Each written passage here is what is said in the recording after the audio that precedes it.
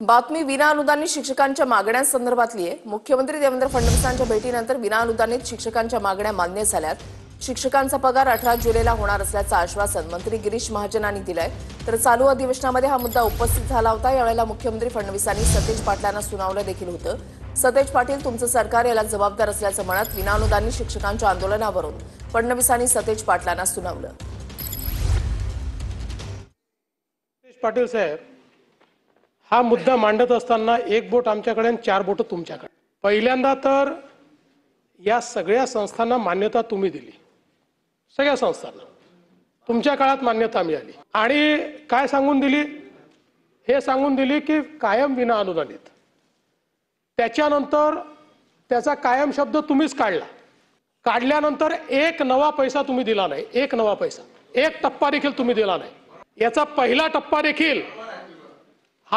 टप्पा देखील मी ज्यावेळेस आम्ही मुख्यमंत्री होतो त्यावेळेस आम्ही तो दिला। 2.5 वर्षात तुम्ही फुटकी कवडी नेली नाही। त्यानंतर शिंदे साहेबांच्या सरकारमध्ये आम्ही निर्णय केला आणि आम्ही ते पैसे देणार आहोत। त्याकरता आमचं कमिटमेंट आहे। त्यात काही अडचणी आमच्या आहेत, जरूर त्यांना आम्ही आज बोलू। परंतु ज्या प्रकारे तुमचे लोक जाऊन तिथे राजकारण करतायत,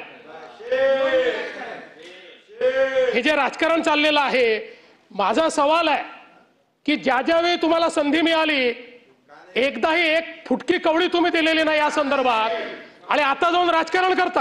18 तारखेला म्हणजे की तांत्रिक गोष्टी आहेत, कारण आता यावेळेला पुरवणी मागण्यामध्ये या ठिकाणी ते पैसे घेतले गेले नाही, काय नाही, सगळं चर्चा झाली।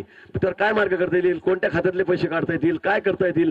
कारण काळे सरांनी सांगितल्याप्रमाणे तुम्हाला मला पगार तर तुमच्या खात्यामध्ये टाकायचाच आहे। हा टाकायचा, याच्यामध्ये काही मागे पुढे नाहीये। फक्त आता या 2-3 दिवसामध्ये सगळ्या या टेक्निकल बाजू समजून घेऊन या येत्या 18 तारखेला अधिवेशन संपेल त्यावेळेला तुमच्या खात्यामध्ये हा पगार पडलेला राहील।